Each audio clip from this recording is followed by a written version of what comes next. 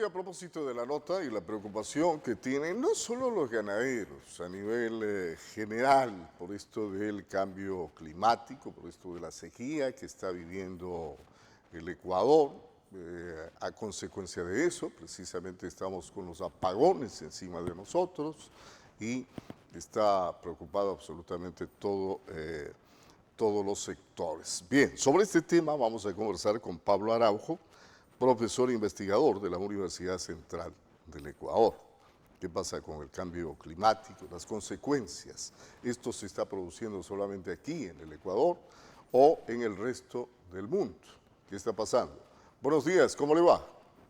Licenciado, ¿qué tal? Muy buenos días. Muchísimas gracias por la invitación a este espacio. Un saludo muy grande pues a todas las personas que nos siguen aquí en Majestad Televisión. Fíjese que este fenómeno de la sequía es un fenómeno meteorológico ya conocido desde hace muchísimos años. Incluso ya en la Biblia se hablaba en tiempo de los egipcios de las 7 plagas y una de ellas era la sequía. Y esto es debido a pues cambios que van existiendo entre el mar y la atmósfera. Son estos dos grandes los que nos van controlando el clima. Recordemos también de que estamos finalizando lo que es fenómeno del Niño, y esto en términos generales es que la temperatura del mar es más elevada.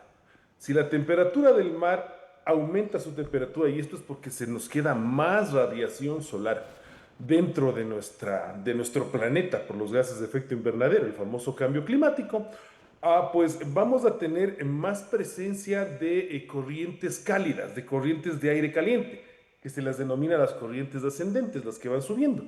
Y pues esto mueven las masas de las nubes, porque para que exista lluvia, que es lo que nosotros queremos, todo lo que son labores agrícolas y también por nuestras hidroeléctricas para poder tener fluido eléctrico, es que exista frío. Y el frío es lo que causa que las masas de aire vayan bajando y se precipiten en forma de lluvia. Entonces es un fenómeno climático, es un fenómeno atmosférico que pues en esta ocasión podemos asociarlo a lo que es el fenómeno del Niño. No es nada nuevo, llamémoslo así, desde el punto de vista meteorológico, desde el punto de vista físico-químico, de lo que afecta, ¿no? Eso es lo que estamos viviendo, un periodo de sequía, anclado a lo que es fenómeno del Niño. Ah, sobre las consecuencias que esto acarrea, especialmente acá en el Ecuador, ¿podríamos explicar esto? A ver, fíjese, esto es un detalle interesante porque las personas podrían pensar, si el cambio climático es mayor temperatura y si la temperatura lo que hace es evaporar más agua, tanto de nuestro mar, básicamente el 90% del mar, o sea, tendríamos más agua en la atmósfera. Si es que se evapora más agua, ¿por qué no llueve? Y es porque al estar el planeta más caliente, 1.1 grados centígrados más que en los últimos años, ¿sí? Las masas de aire frío pues están más altas y se mueven, entonces pues no vamos a tener lluvia. Consecuencias, ya escuchamos en la nota anterior que presentaron ustedes la baja en la producción del ganado, claro, porque si no tienes alimento para el ganado, si no tienes productividad en el suelo por falta de agua, pues el ganado no va a encontrar el alimento requerido y va a caer la producción. El tema de la desertificación de los suelos, es decir, si los suelos van perdiendo esa cantidad de agua que reciben por lluvia o por las escorrentías, ¿sí? Van a ser menos fértiles, por tanto se van a ver afectaciones en el tema de la sequía por la producción agrícola, y también estamos viviendo los efectos de estos problemas, y no solo en el Ecuador, sino en esta zona central del planeta, que es donde más se ha sentido el fenómeno del Niño, pues la falta de lo que son los ríos, y para quienes tenemos nuestra base de generación eléctrica en las hidroeléctricas, pues a los apagones, que es básicamente los problemas fundamentales ya asociados a lo que son sequías.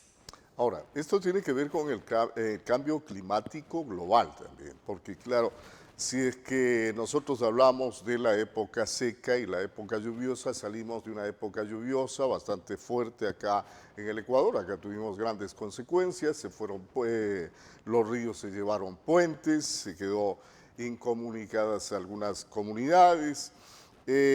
Esto, sin embargo, ¿se lo puede tomar como algo normal o es ya un asunto del cambio climático que agrava estas estaciones y que siempre se ha hablado de parte de los países grandes, influyentes en el globo, sobre las grandes convenciones que hacen del cambio climático y las recomendaciones que hacen a los países para tomar medidas pertinentes a efectos de que esto no avance. ¿Está dando resultado o no esto?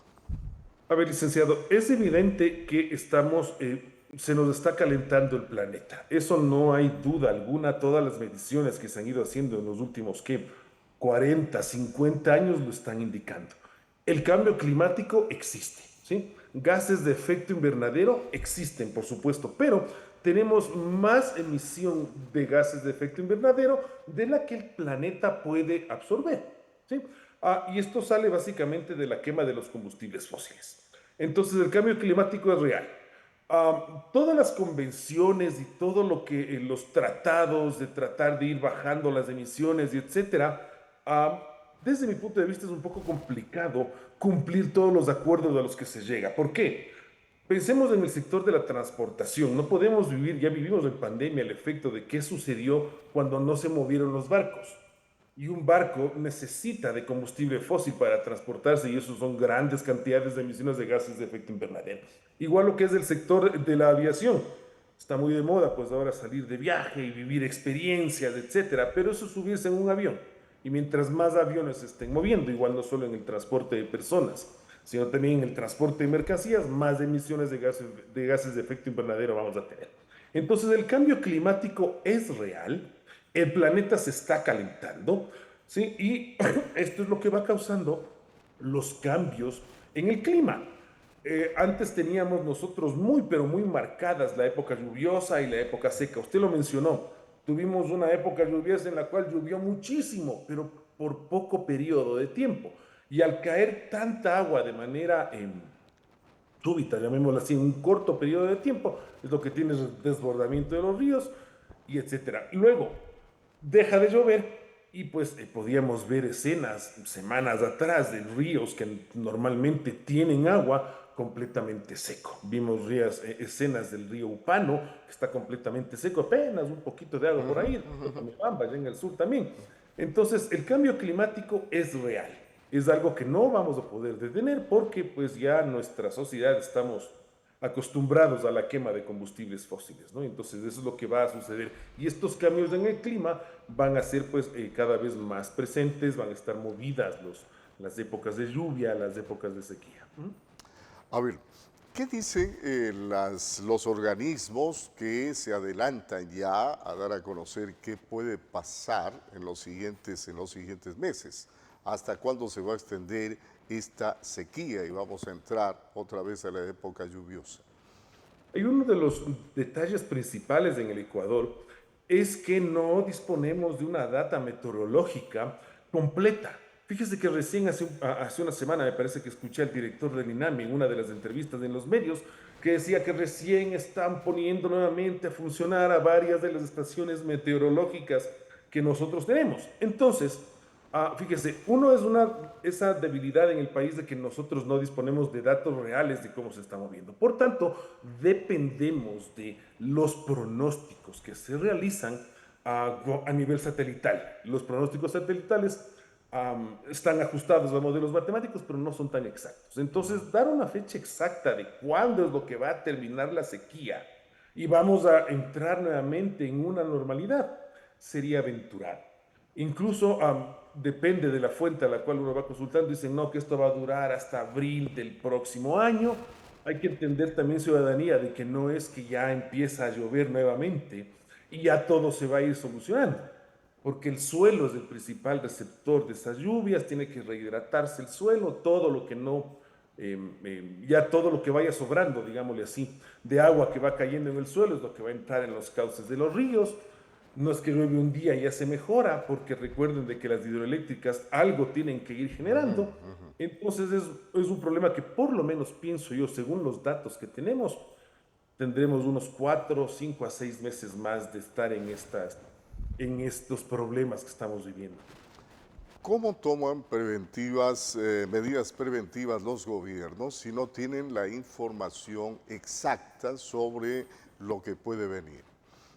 Aquí hay un detalle, información sobre el clima en términos gruesos la teníamos, como le mencionaba, en lo que son las informaciones y las predicciones de los satélites, más las pocas estaciones meteorológicas que tenemos en tierra, más todas las mediciones que hace del mar, lo que es nuestros grandes amigos del INOCAR. Datos tenemos, pero muy poquitos.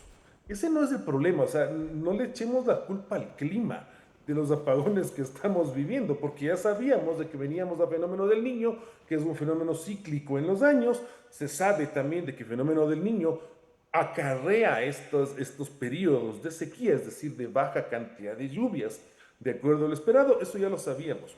Los gobiernos lo que tenían que hacer es prepararnos con distintas formas de generación eléctrica, no depender exclusivamente de la parte hídrica, que si bien es sustentable, está dentro de las energías renovables, sino pues proporcionarnos pues otras formas de generación, llámese en generación eólica, mantener las famosas termoeléctricas, y etcétera, etcétera, etcétera. Entonces, la falta de planificación en el gobierno no está contra el clima, o sea, el clima es lo que es. La falta de planificación está en todas las formas de generación eléctrica, que tampoco es que hay que inventar el agua tibia en este caso, ¿no? Y ya se conoce, el problema no es tecnológico, sino simplemente fue un problema, es un problema de falta de previsión técnica, de mantenimiento y etcétera. Entonces, la parte está en lo que no se hizo en los años anteriores. Bien, gracias por estar con nosotros vía Zoom.